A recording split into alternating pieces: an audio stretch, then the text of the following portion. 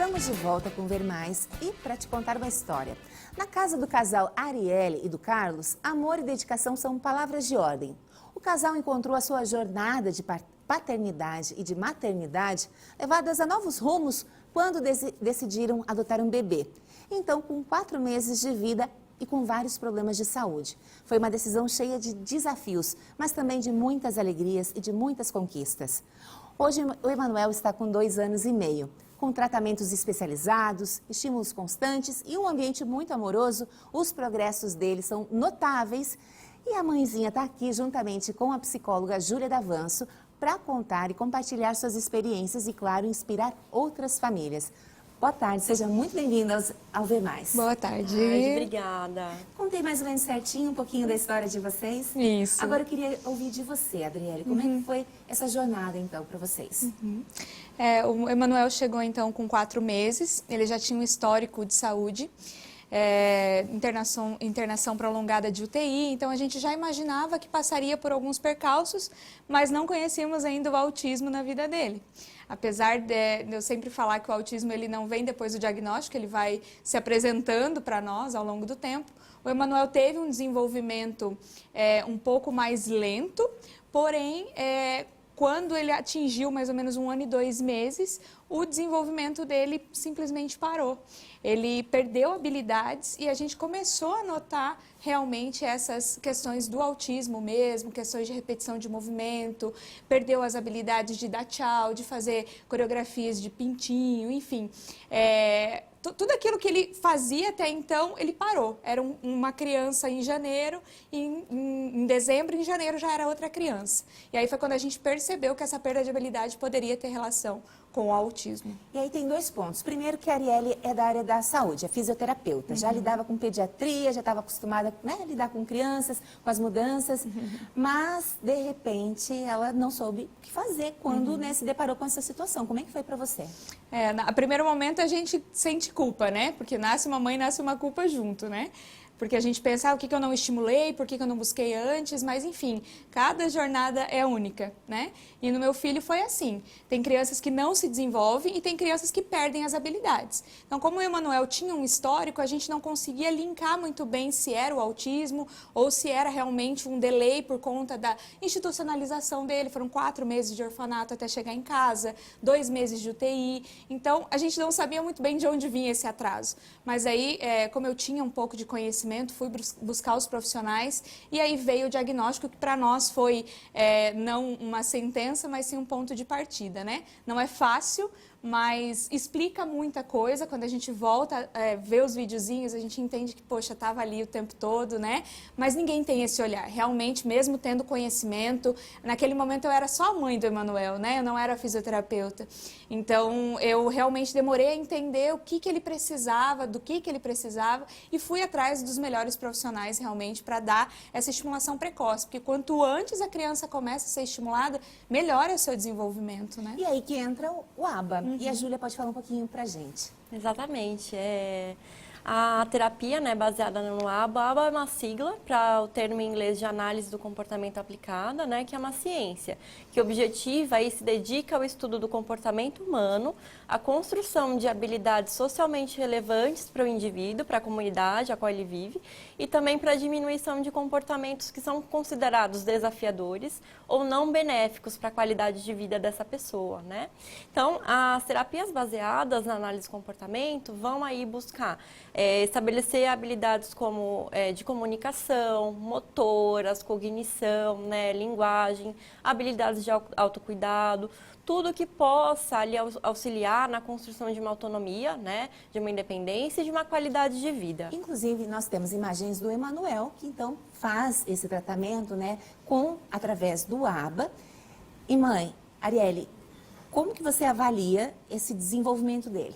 Como é que tem ajudado? Foi fantástico, assim, porque, como eu disse, né, a gente foi atrás do melhor lugar, o melhor o melhor aparato para ele de saúde. E realmente ele começou, esse era o momento em que ele não comunicava mais com a gente, era muito bravo, ele não olhava mais para nós, não respondia aos chamados. Então ficou uma criança muito sisuda. Ali dá para ver as estereotipias, os movimentos das perninhas ali, ó, e tudo isso são estereotipias que ele começou a apresentar depois. Ó, aí ele começou a andar, né, com 1 ano e 6 meses, então tinha um atraso muito grande, ele era uma criança muito molinha, né? Então com a terapia, a gente percebeu que em 2 meses ele voltou a sorrir, né? Então hoje ele faz terapias desde julho do ano passado, vai na escolinha já, está super adaptado. Então a gente está muito feliz assim com o resultado, porque é científico, é comprovado e eu vejo no meu filho, né, a diferença, a mudança nele em relação não só ao desenvolvimento motor dele, as habilidades, mas de convívio mesmo, né? Porque a gente quer sentir o nosso filho feliz, quer ver o sorriso dele, quer ver ele brincando. É isso que o pai e a mãe quer, né? E, Júlia, a Arielle e o Carlos, eles conseguiram, dá para dizer, um diagnóstico até precoce, com muito bebê. Quantas famílias, às vezes, demoram a ter esse diagnóstico, até mesmo aceitar? Aí eu pergunto, o ABA pode auxiliar em qualquer fase da vida, em qualquer idade? Com certeza, e é muito importante, assim, para o desenvolvimento da criança, quanto mais cedo, melhor, né? Então, a intervenção precoce, ali nos primeiros anos de vida dessa criança, é crucial, porque é nos primeiros anos de vida que ocorre uma maior neuroplasticidade. Então, o cérebro ele está mais receptivo para mudanças, para que ocorra aprendizagem. Quanto mais cedo a gente atuar nessa fase, mais fácil, melhor vai ser o desenvolvimento dessas habilidades que a gente se propõe a ensinar, né? Para sanar esses atrasos que se percebem. Mas nas outras fases é possível, requer um pouquinho, uma dose mais de paciência, um pouquinho mais de dedicação, né? Com certeza. E também a possibilidade da família encontrar apoio, porque muitas vezes os pais se sentem muito sozinhos, né? É uma jornada muito solitária, né? Porque a gente acaba se adequando à rotina da criança, né? A gente fala que existe a rigidez do autismo e a rigidez da família autista, né? Porque a gente vive não querendo ir nos lugares, não querendo criar um antecedente para não gerar uma crise, né? Nem todo mundo ainda compreende essa diferença, né? De uma birra ou de realmente uma crise de desorganização do autismo. E o autismo não tem cara, né? Então quem olha meu filho, um bebê fofinho e tal, mas não imagina o que, por exemplo, um sair da rotina pode custar para ele. Então, a gente acaba diminuindo o ciclo social, a gente acaba criando realmente laços com os terapeutas que nos apoiam, que nos auxiliam, e com as mães que estão ali todos os dias, né? Levando seus filhos para terapia. Eu falo que a sala de espera, ela vira a nossa sala de terapia, né? Então, nós temos amigas hoje que somos mães ali, se ajudando, se colaborando ali entre nós. Então, é muito bom. A comunidade atípica se ajuda, né? Ontem, dia 2 de abril, foi o Dia Mundial, então, do Autismo. Nós recebemos inúmeras mensagens, muitas famílias. Esse é o meu neto, o amor da nossa vida. Esse é meu filho, a alegria da nossa vida. Então, assim, pai, mãe, família, né, quando, assim, aceita, acolhe, fica mais leve. Mas, assim, ó, você não está preparado, porque a Arielle me contando agora, antes da entrevista começar, elas que só ao revisitar esses vídeos já veio uma emoção, né? Porque você não está preparado, você precisa se preparar de acordo com as coisas que vão acontecendo.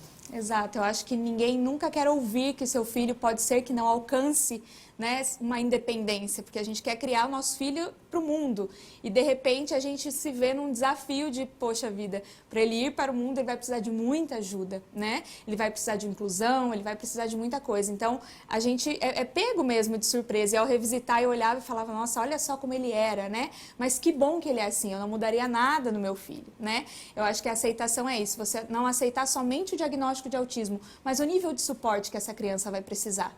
Porque uma coisa é eu querer que meu filho não seja um nível 3 de suporte, outra coisa é ele conseguir atingir um nível 1. Né? Então, aceitar realmente que é um processo, cada criança tem o seu desenvolvimento, por isso que é um espectro, né? Todas as crianças são diferentes. Então, é isso, é saber lidar com as emoções para a gente poder dar para ele o que ele precisa. Eu agradeço muito a sua presença, a Arielle, a Júlia também. Hoje nós falamos sobre o ABA, que é um suporte, um tratamento, então, para crianças do espectro autista, mas também com TDAH, com outros comportamentos atípicos, que é um termo que a gente precisa se acostumar a usar, né? Não usar essa questão de normal, anormal, porque isso dói, isso ofende, né? Mas um comportamento atípico é correto, então. Exatamente. Isso Tá certo. mesmo. Muito obrigada pela presença de vocês, Nós que então, mais uma agradecemos vez. o espaço. Obrigada.